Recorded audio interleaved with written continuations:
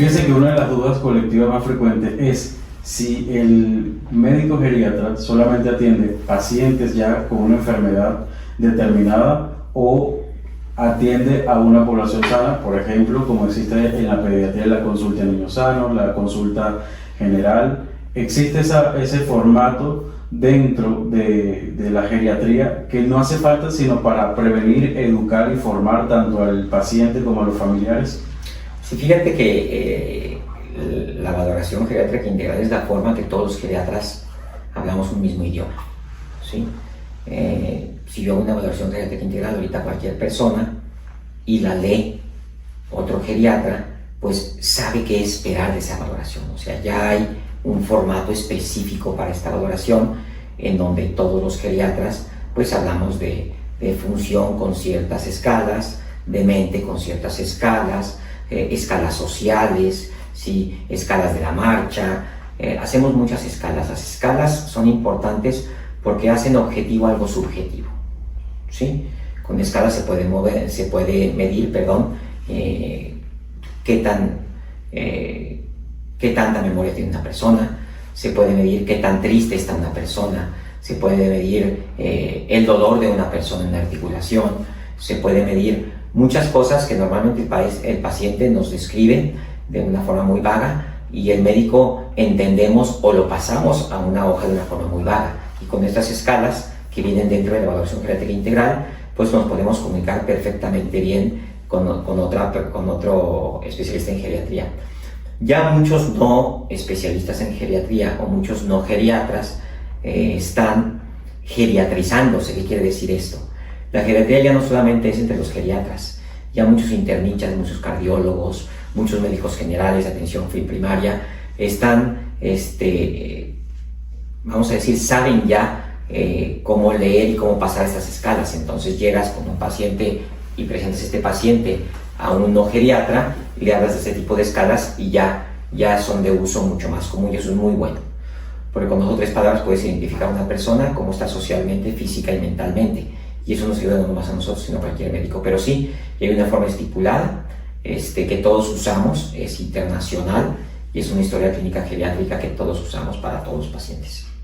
Otro asunto, hablando en la polifarmacia, es la mediatización de la información. Han salido una gran cantidad de coach y personas que recomiendan suplementos de todo tipo en las redes sociales.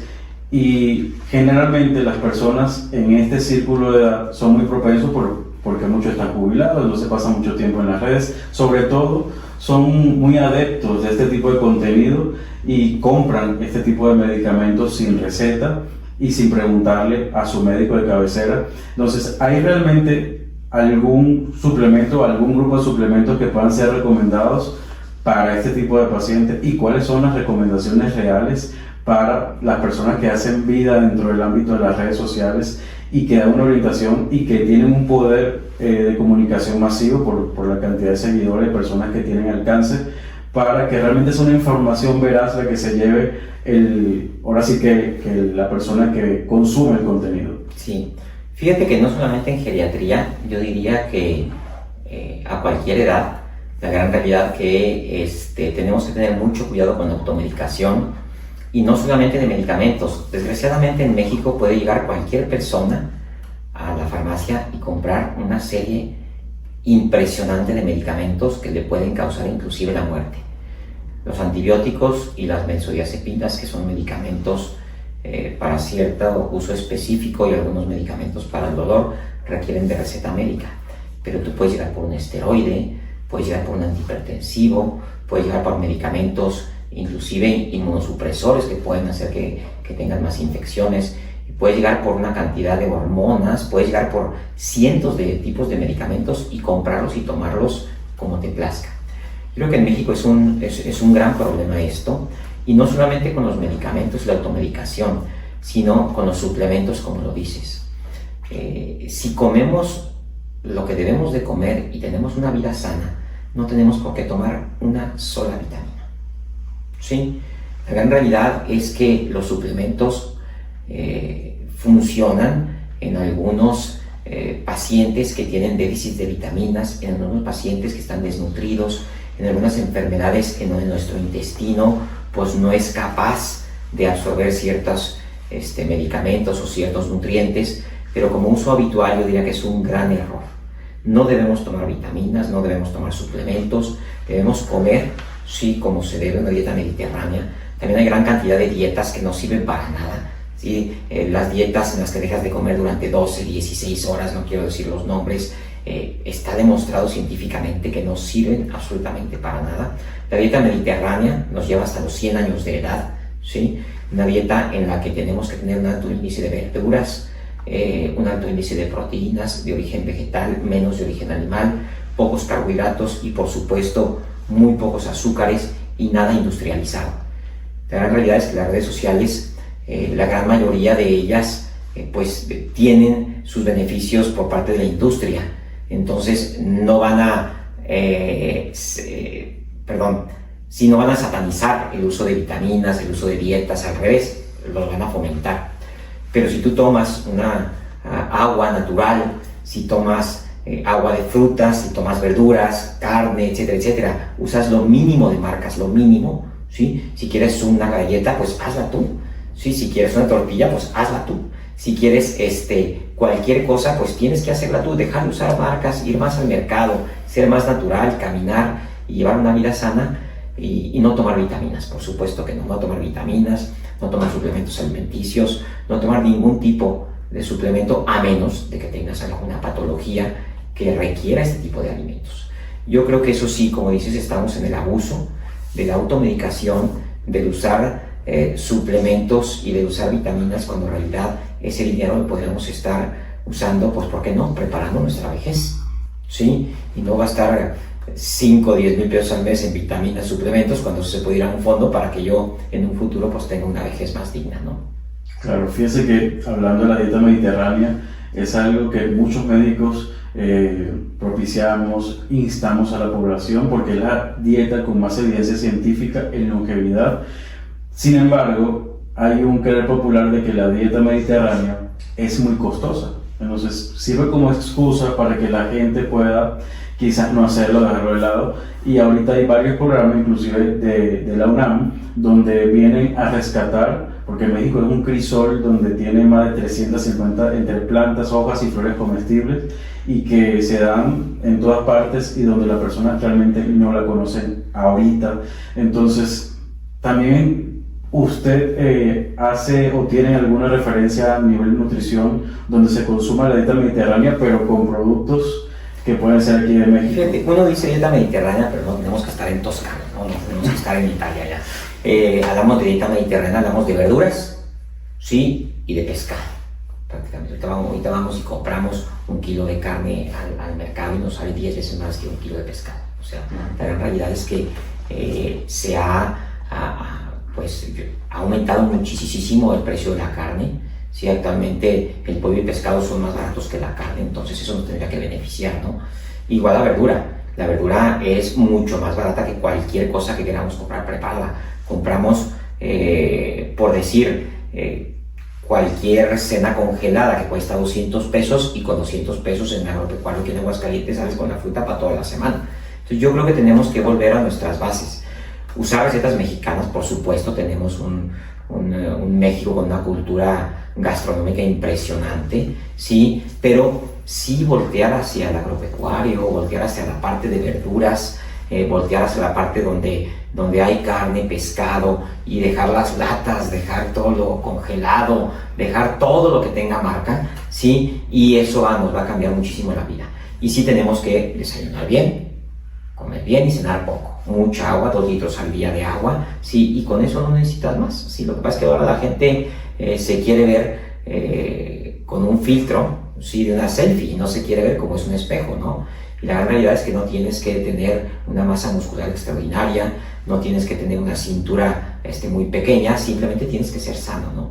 Y eso no solamente involucra la nutrición y el ejercicio, sino que también checarte cada año, checar nuestros niveles de colesterol, de triglicéridos, de ácido úrico, un electro, una toma de presión arterial, una toma de la glucosa, que no es muy cara. Eso te puede costar en el laboratorio de bajo costo un chequeo general menos de 1,000 pesos para una vez al año hacerlo, que puede salvar tu vida, ¿no? Entonces yo creo que tenemos que volver a las dietas de los abuelos, vean una película de hace 50 años en la playa y no van a encontrar una sola persona obesa. Vayan ustedes a cualquier playa de aquí de México y el 50% van a tener obesidad. Entonces algo estaban haciendo nuestros abuelos, y eso es comer bien, caminar, sí, y no buscar tanto en las marcas, sino más que nada ir, como les decía, a lo más sano, que es lo más natural. Habló de un tema que realmente se han hecho varios estudios comparativos, que de ese México, de las playas de 1950, de Caracas de 1950, sí. de los videos de Hemeroteca de Nueva York de 1950, donde tú ves a todo el mundo con un porte de modelo, y el que es grueso, pues es grueso. Y si te fijas, no ves a gente musculosa. No. Ves a gente delgada, saludable. Sí, y saludable. De hecho, la gente que tiene o que le gusta muchísimo ir al gimnasio a causar hipertrofia o a verse con una masa muscular bastante grande, la gran realidad es que tampoco es sano, ¿sí? Los que necesitan músculos son las personas mayores, son los que tienen sarcopenia. Los jóvenes necesitamos músculo, no, los jóvenes necesitamos corazón. Entonces hay que caminar, hay que correr, hay que hacer bicicleta. No hay que hacer pesas, hay que hacer bicicleta, correr, caminar. Las pesas déjense a los pacientes mayores, porque ellos sí necesitan desarrollar un músculo que van perdiendo durante la vida. Entonces yo creo que sí tenemos que ver más al espejo y menos a los filtros, hacerle menos caso a las modas y estar a gustos con uno mismo, ¿no? Fíjese que habló de los grandes síndromes, que es la sarcopenia, y otro de los síndromes que donde usted es especialista, ya que se formó tanto en Madrid como en Harvard, es la parte neurológica, la enfermedad de Alzheimer y como otras, como la enfermedad por depósito con cuerpo de Lewy. Entonces, ¿cuáles son los retos para tratar ese tipo de enfermedades aquí en el estado? ¿Cuáles son las políticas que sirven de marco para tratarlo, incluso de beneficio del paciente? ¿Dónde se puede encontrar la referencia tanto para el paciente y los familiares para este tipo de patologías que todavía se siguen siendo en desconocimiento de la población? Inclusive muchos médicos que son de primer contacto no saben cuál es el manejo adecuado. Entonces, ¿cuál sería como el abordaje general para el médico, paciente y familiares? Fíjate que la enfermedad de Alzheimer, y junto con sus hermanas demencias, vamos a decir así, han avanzado muchísimo. Todavía no llegamos a la cura, pero pues ¿quién cura la diabetes? ¿Quién cura la hipertensión? ¿No? Pero sí hemos llegado a un control muy importante de sus síntomas y más que nada a un diagnóstico muy temprano. El año pasado se publicó en la Lancet Neurology, que es una de las revistas más importantes en neurología, un estudio de la doctora Livingstone que nos dice que si nosotros nos preocupamos por prevenir la demencia, cualquier tipo de demencia, incluyendo la Alzheimer y la vascular, que son las comunes, podemos disminuir en el 50% los casos que tenemos. Es muy importante, es extraordinariamente importante. Y en América Latina más del 50%, cerca del 60%. Porque en América Latina tenemos peores costumbres que el resto del mundo. La doctora Livingstone dice que hay 3 partes de nuestra vida en las que tenemos que preocupar para prevenir la demencia. Early life, que sería la gente que está todavía secundaria, prepa, vamos a decir así, universidad temprana, que lo más importante en ellos es la educación. Es extremadamente importante para nuestra reserva neurológica el tener una carga grande a estas edades de una buena educación, en donde cada persona tiene que, pues en lo que le gusta, ir a la escuela, preocuparse por ella, etcétera, etcétera, etcétera. Y prácticamente en la etapa temprana solamente es educación. Luego viene la etapa intermedia, y la etapa intermedia es la más conflictiva. La etapa intermedia es, vamos a decir, donde estamos tú y yo ahorita, ¿sí? 40, 50, 60 años, ¿no? ¿Qué podemos hacer para que no nos dé Alzheimer? Hay cosas muy importantes. Uno es la nutrición, ya hablamos mucho de ella. 2, el ejercicio físico, ya hablamos mucho de ella, ¿sí? Otro, fíjate, es la audición. Si nosotros empezamos a tener pérdida del oído, es extremadamente importante que no avance. Tenemos gente de 50, 60 años que ya no escucha, y esa gente tiene mucho más enfermedades neurodegenerativas que las que escuchan bien, porque tiene que ver mucho con la percepción del lenguaje y tiene que ver mucho con el proceso cerebral. Entonces, esa es otra. Otra es el control del riesgo metabólico, que es uno de los más importantes de todos. ¿Qué quiere decir esto? colesterol LDL bajo, presión arterial adecuada y azúcar adecuada. Si nosotros tenemos nuestro control metabólico, vamos a tener un mejor cerebro para cuando el cerebro tenga que defenderse. Entonces, esta etapa media de la vida, si yo me preocupo mucho por quién voy a ser yo después, me pongo, como decía, a hacer ejercicio, lo que hemos estado diciendo en este tiempo, pues me va a disminuir muchísimo, ¿sí?, la incidencia de Alzheimer. Ahora vamos a la etapa tardía, ya cuando cumplo 60, 70 años, pues todavía ahí puedo disminuir la incidencia de Alzheimer si yo sigo controlando mis enfermedades metabólicas, si sigo preocupándome ya no solamente por los oídos, sino por mi vista. Es muy importante operarse de las cataratas, es muy importante, extremadamente importante tener una buena vista, ¿sí? Y si yo logro hacer todo esto, puedo disminuir más del 50% la incidencia de Alzheimer. Ahora, si no logro disminuirla y me da Alzheimer, pues también ya puedo tener un diagnóstico muy temprano. En Europa y Estados Unidos ya inclusive se puede sacar un test, ¿sí?, de sangre, en donde puedo yo ver mi carga de amiloide o mi carga de proteína tau, que son los dos desórdenes proteicos que causan la enfermedad. Y esto se presenta mucho antes que los síntomas, ¿sí? Entonces, si yo tengo una forma ya de diagnosticar el problema que después se va a desarrollar en la enfermedad de Alzheimer, ya se puede hacer. En México, por ejemplo, sí se puede hacer, sí, una resonancia magnética en donde puedo ver atrofia hipocámpica, que es la parte de nuestro cerebro donde puede decir que empieza la patología, y yo ya la puedo identificar años antes de que tenga síntomas. Y si yo ya tengo síntomas, por más sutiles que sean, y yo los junto con una buena entrevista neuropsicológica, o sea, con test de diagnóstico, y lo junto con una buena resonancia, pues yo ya puedo identificar al paciente en los síntomas más iniciales de la enfermedad.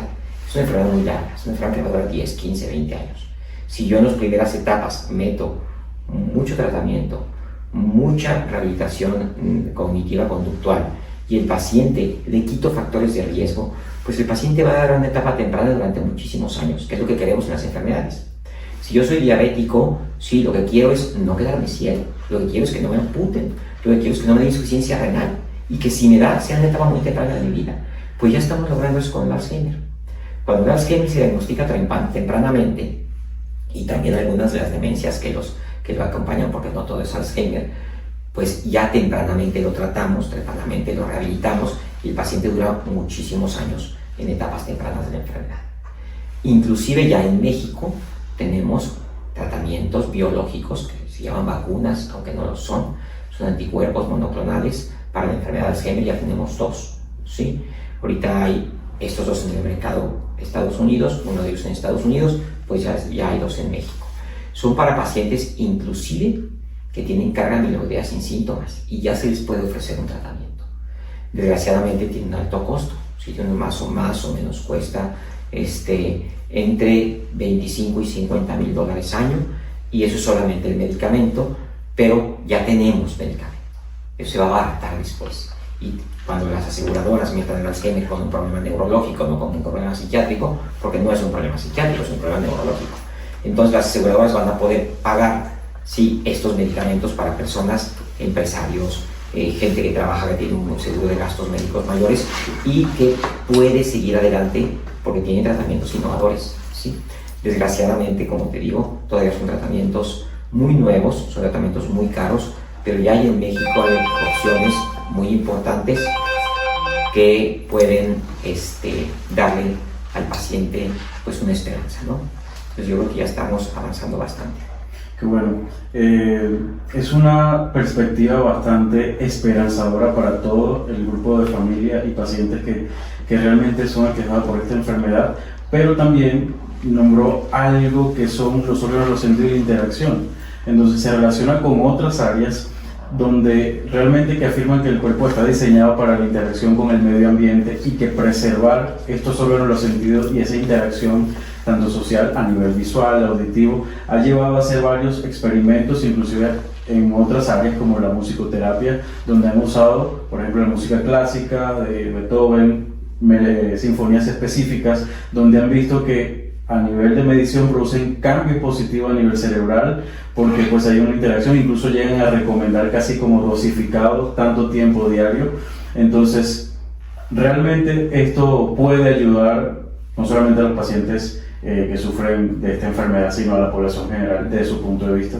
Sí, fíjate que la música y la lectura, el arte, vamos a decirlo así,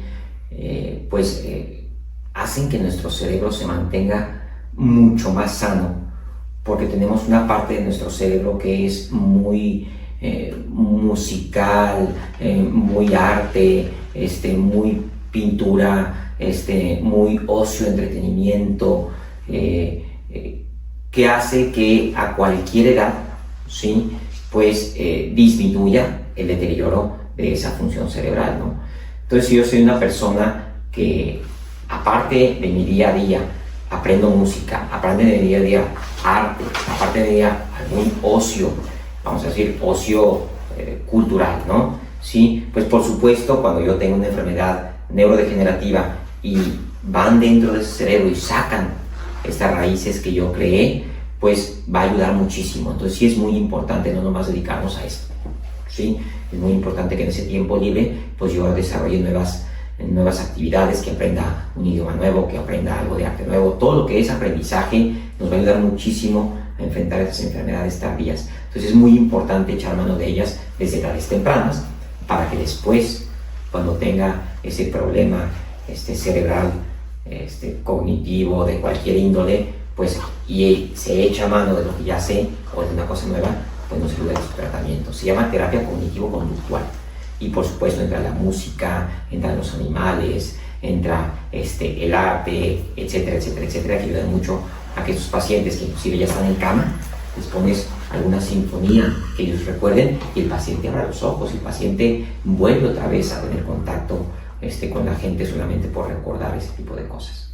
Claro, fíjese que, bueno, ya para terminar, es un tema súper interesante que uno quisiera seguir hablando y hablando con la audiencia. Entonces, hay un video que me llamó mucho la atención de un tenor que ya tiene Alzheimer, el señor tiene 92 años, y una alumna de 23 años le empieza a cantar un pedacito de ópera y el señor se reactiva y empieza a hacer un dueto. Una imagen súper bonita, esperanzadora, y el poder de las artes, como usted lo menciona, como una herramienta realmente para interactuar, para llevar una vida mucho mejor, aparte de todo lo que usted ha hablado. Entonces, le agradezco por estar en este primer programa, por inaugurarlo de una manera por todo lo alto, con una excelencia en calidad de contenidos. Entonces, unas palabras para todas las personas que a partir de hoy empezarán a seguir tanto el programa como usted. Bueno, yo los invito a todos a seguir el programa. Como ven, tiene contenido súper interesante. Sí, entre más escuchemos programas como esto, pues podemos instruirnos en muchas áreas que toca el doctor, no solamente esta que es el envejecimiento. Y por favor, una cosa muy importante, no solamente preocuparse por las personas mayores, preocuparnos por nosotros mismos, porque muy pronto vamos a ser mayores. Y lo más importante es llegar bien. Cuidar a nuestros mayores, por supuesto, y como decía mi abuela, perdón por decir aquí, pero la educación se mama. ¿Qué quiere decir esto? Si yo cuido a mis mayores, mis hijos me van a cuidar. Muchas gracias. Doctor Santiago Paulino, muchas gracias por la invitación a Diálogo con el Dr. Eric Rincón, un espacio donde todos los temas convergen y es un tema y un espacio para la divulgación científica. Muchas gracias a todas las personas que hacen posible y al equipo, por supuesto, de grandísimos profesionales. Muchas gracias. Gracias por la invitación.